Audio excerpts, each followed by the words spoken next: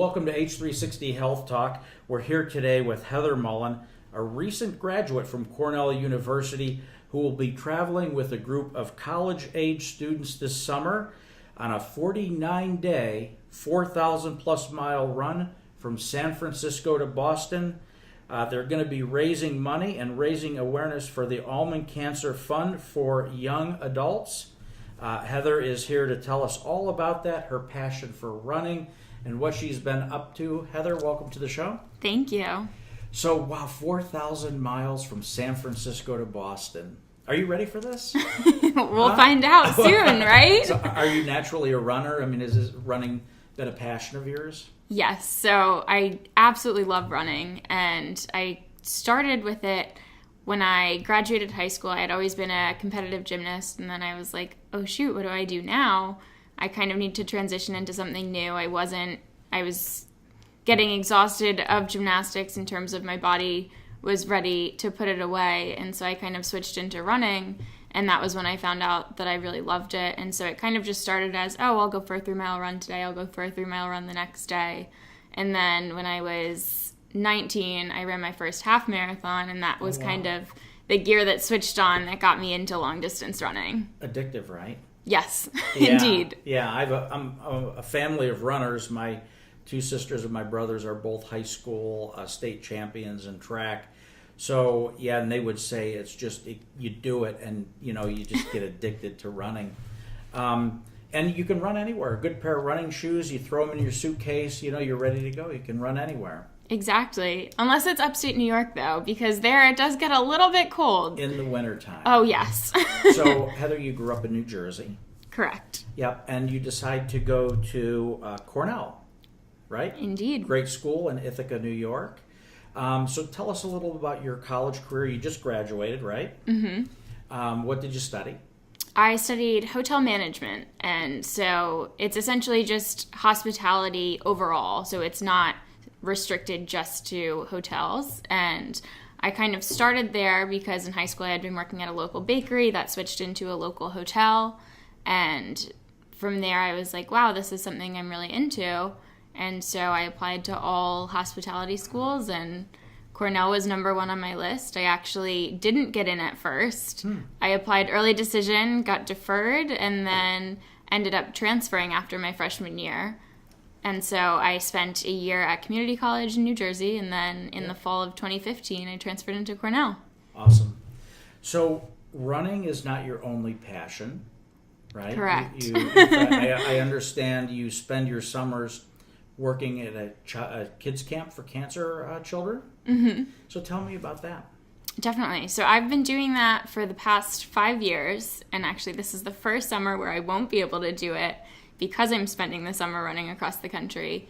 But it's a pediatric oncology camp called Sister Pat's Kids Camp, and it's designed for kids who either have cancer or have a sibling with cancer, and then we've also been able to extend it to children with blood disorders, whether that is sickle cell, and then we recently were able to accept a couple of kids that are HIV or AIDS patients because of the fact that there was another camp designed for that, but with so much progression, there was no need for an entire summer camp, so we were able to absorb another camp and kind of expand our reach. Now, where's the camp located?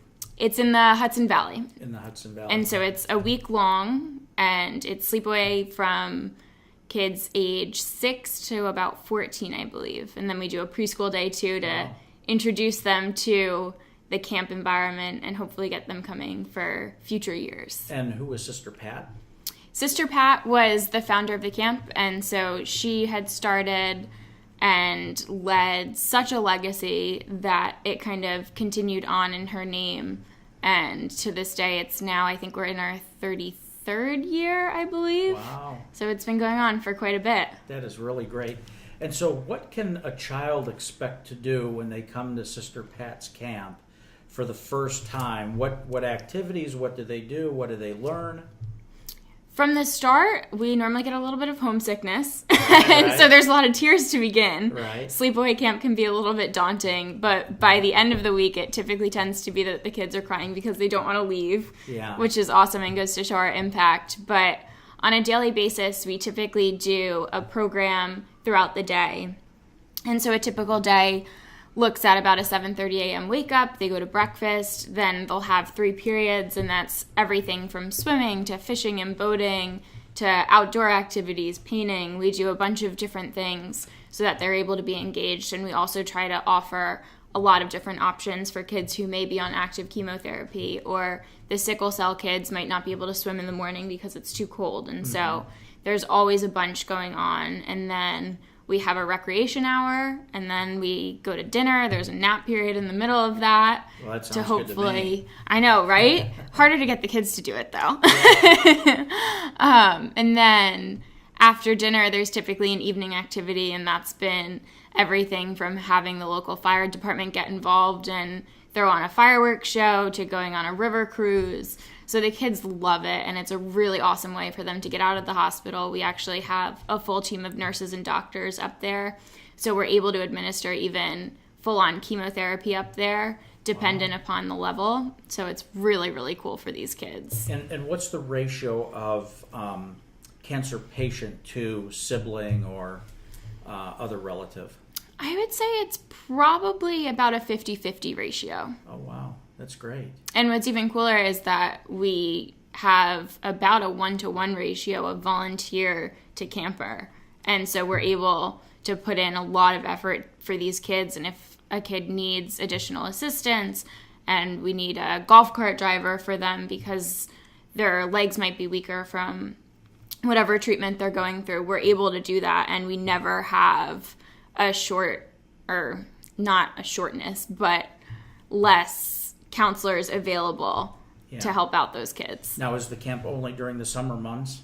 Yes, correct. It's actually only the first week of August, roughly, or last weekend of July into the first week of August. And so you've been working there on your summer break for a number of years. Yes. As a volunteer? Correct. That's so great. What are some of the most memorable takeaways you have from the camp?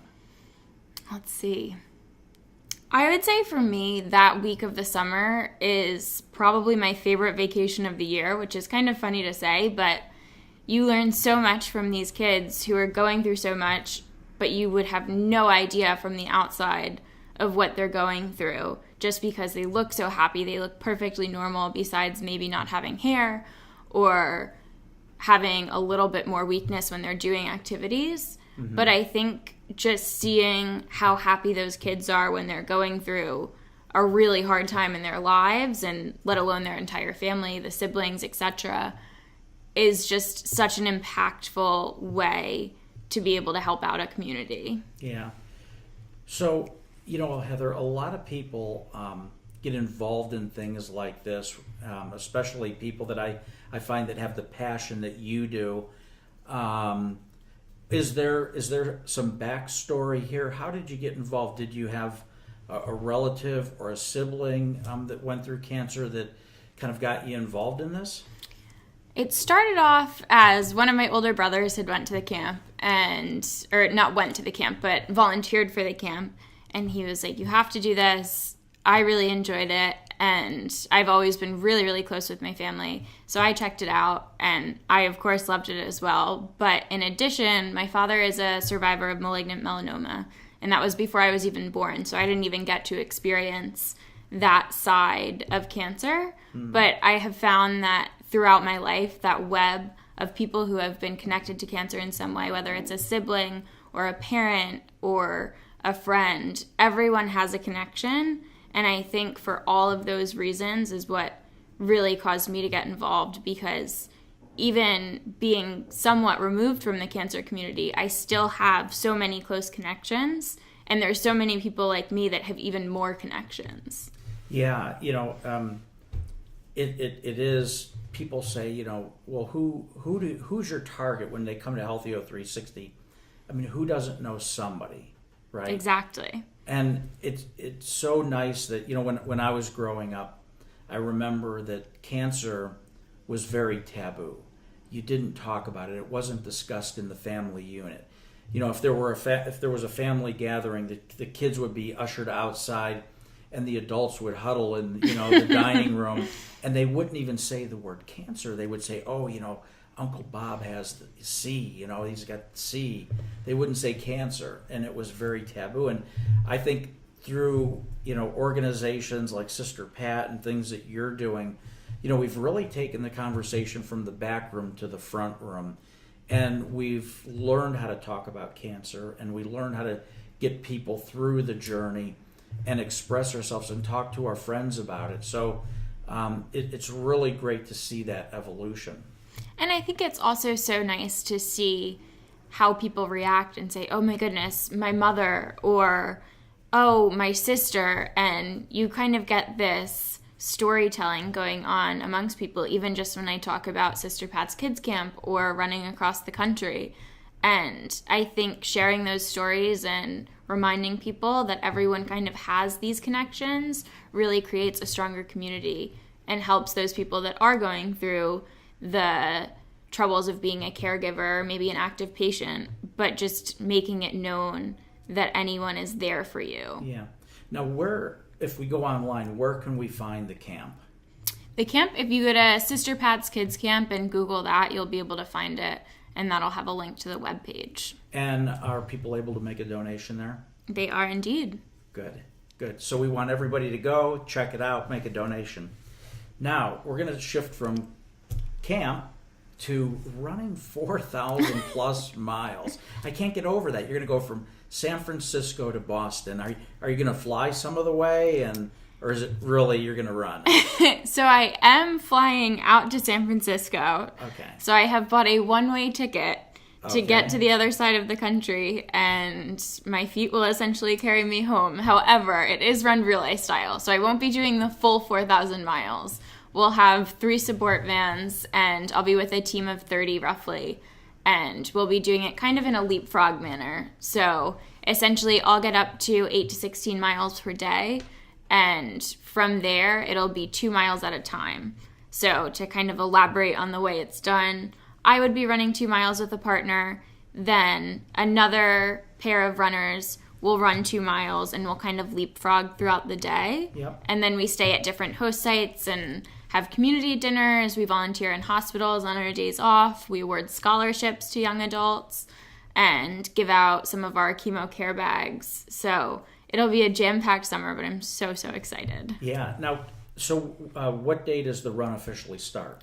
June 17th is when we take off in San Francisco. June 17th. And will we be able to follow you on social media along the way? Will you be tweeting as you're running? Or? I intend to start a blog. I've had several requests from my family that they know what we're up to and that I'm still alive and on my feet. So what's the route you're going to take? Are you going to, are you taking the high route? Are you going to go through the center of the country? Do you know? So we weave around a little bit, but the route essentially goes more northern. So we start in California, we make our way to Nevada, we go through South Dakota for a little bit, we'll run through Ohio, and eventually we'll make our way down to Boston. So you'll run right through the heartland. Yes, essentially. Awesome. And the money that you're raising for the run, where does that go? So that goes directly to the Mullen Cancer Fund. And as I mentioned previously, some of this money goes towards awarding scholarships to young adults who have been affected by cancer. And that can be anything from a parent who had cancer to the student themselves having cancer. And one of the really cool things that we get to do as runners is we go through these scholarship applications and get to hear these stories. And when I read them, it was just so incredible and added an additional connection to this run to really make it feel meaningful. And I think that it goes to show that we do have an impact, and hearing the stories of these people and how a college scholarship would help them and really contribute to their future goes to show that what we're doing really does have an impact. Now, will the scholarship recipient be in the caravan with you as you're coming across the country, or will you They will not be. We'll stop and award some of them if we're able to. Nice. So dependent upon if we're crossing paths with those people. So, and where, if somebody wants to donate, is there a page, or are you fundraising under your own name? So do you have a page within a website that's specifically for you? I do. So it's a page within the Ulman Fund's website. And so if you look up Team Boston 4K for Cancer and underneath it for Heather Mullen, then you can fundraise directly to me. However, there's also a lot of other ways you can fundraise, or you can contribute rather, and that is even in the form of donations of sunscreen, chapstick, simple things that we'll need throughout the trip that we can avoid buying. So everything can help, and even if it's simple donations, we're still able to make an impact with it. So what have you been doing in terms of training? Have you been running every day, or are you? It's been a fair bit of running, indeed. Yeah. I would say I've been running about 4 days on and then 3 days off. Mm-hmm. And so on my off days, sometimes it's a full-on recovery day. Obviously, I'm listening to my body a lot, trying to amp up for the summer. Other days, it'll be doing a circuit workout or something that I'm able to switch it up so that I'm really getting ready and prepared to be able to go across the country and run as much as we will be doing this summer. So when is the anticipated crossing the finish line? August 4th. August 4th. And big celebration at the other end, right? Definitely. We'll be your family will heading be there, into your friends will be Boston. there. My family will be there. I'm really, really excited. And then after the race, what's next for Heather? After the race, I'll be starting a career in food and beverage, so switching gears a little bit, but I have always kind of loved the restaurant scene, and so I've decided to transition into that, and I'll be working for a corporate restaurant group in management come September. All right, so a nice little break, but not a lot of time off. You're going to be training, you're going to be running, you're going to be raising money and doing great things for children with cancer. Well, Heather, thanks for stopping in. I'm going to be, rooting for you. I'm going to be donating to you. So go get them. Thank you so much. Okay, thank you.